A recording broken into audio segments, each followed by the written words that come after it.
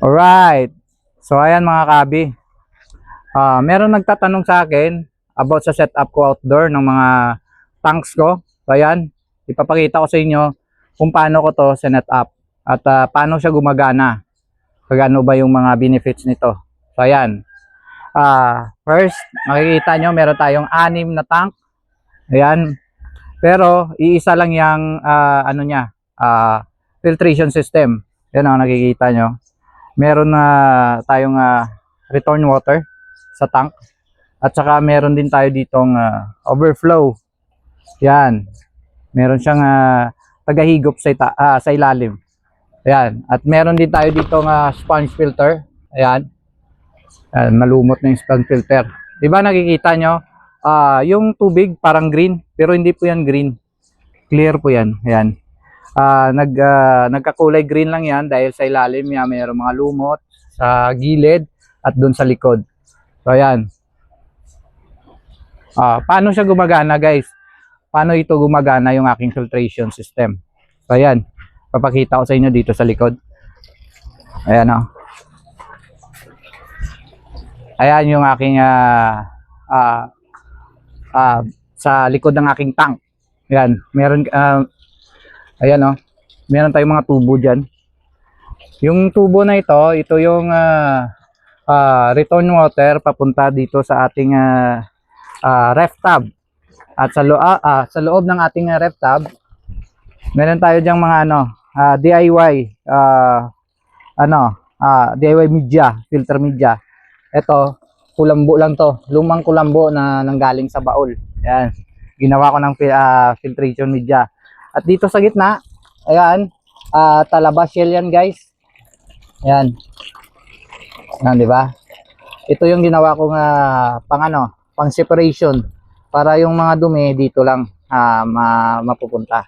Tingnan niyo dito. Tapos dito, meron din tayo ditong kulambo. Ayan. Tapos yung pump natin diyan sa ilalim. Yung gamit ko palang pump is Civilion. Ayan. Yung lakas niya siguro nasa 5,000 liter per hour or may higit pa, hindi ko na natingnan. So ayan, ayan yung setup natin at dito ipapakita ko sa inyo. Ayan, ito natatanggal lang to. Ayan, dito sa ilalim meron tayong mga hiwa dyan. Ayan, nakikita nyo dyan, dyan dumadaan yung tubig pakyat dito sa itaas at saka lalabas na dito. Dito na yan lalabas, papunta na dito, pababa na ulit. So ang purpose nito, ayan, takpan muna natin kasi papasok yung mga fry natin. Ayan, ang purpose niyan, ito hindi to nakafix. Ayan, tanggal lang yan para madali ko siyang linisan. Ang purpose niyan, diyan hihigop sa ilalim ng mga dumi or mga debris sa ilalim ng ating aquarium. So aakyat dyan, papasok dito, bababa ulit.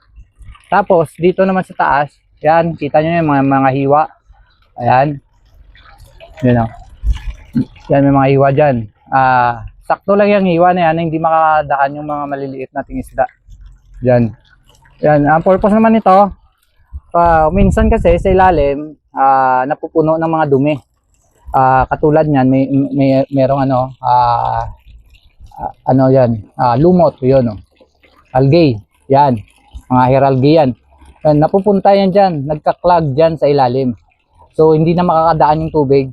So, yan ang purpose niyan, para pag hindi na doon makahigop, dito na siya dadaan.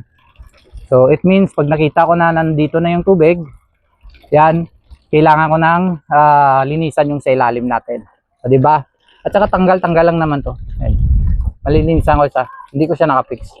Ito yung nakasilat yan. Nakasilat yan. Para panigurado. Ayan. Tapos dito sa ilalim, pero mga elbow natin, hindi din niya nakafix. So pwede ko siya tanggalin. Ano lang siya. Lahat yan hindi nakafix. So ito yung nakafix. So ito, pakita ko din sa inyo. Ayan. Mula dito sa pump natin, aakyat yan dyan.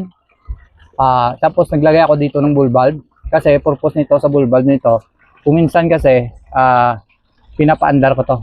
Ayan, kita nyo yan. Mula din itong tubo na to, mula yan sa kabilang filtration. Yan. Kung minsan pinapaandar ko, pinapakyat yung tubig. Pag kailangan ko ng tubig na nandito galing sa ating pond. So ayan.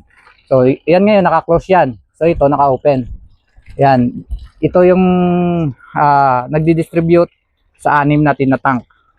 Mula dito, meron akong T, tapos supply.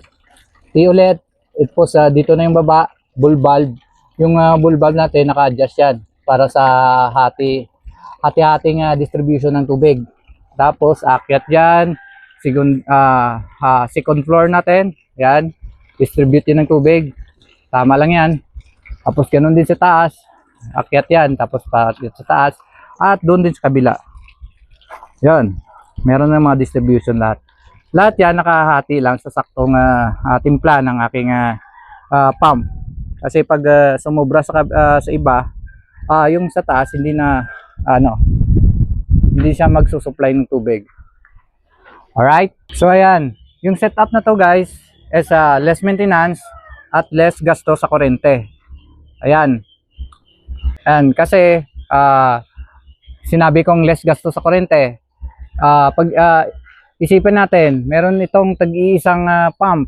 Yan, tag-iisang pump yan, 6 yan. Oh, di ba? Malaki yung makukonsume ng kuryente mo sa 6 na pump. Pero kung isa lang, so makaka-less ka talaga. O di ba? Ang galing. Ayan. Ito yung setup ko nito, isang buwan ko ito bago mag-change water. Ayan. Pero nag-evaporate, nagdadagdag lang ako. Tapos yung minsan, mga debris yan dito, hindi na nakaabot doon, yun sinasipon ko na lang. Ayan. So katulad niyan, yan, may mga dumi. Pero konti lang naman yan, sinasipon ko lang. So yan, merong mga katanungan dito sa aking setup, mag-iwan lang kayo dyan sa comment section ng katanungan nyo. At kung hindi pa kayo naka-like, paki-like na rin ang video natin ito. At follow nyo rin ako sa aking Facebook account. At alright, hanggang dito lang muna ating video. At maraming salamat sa inyong lahat. Magkita-kita ulit tayo sa aking next video.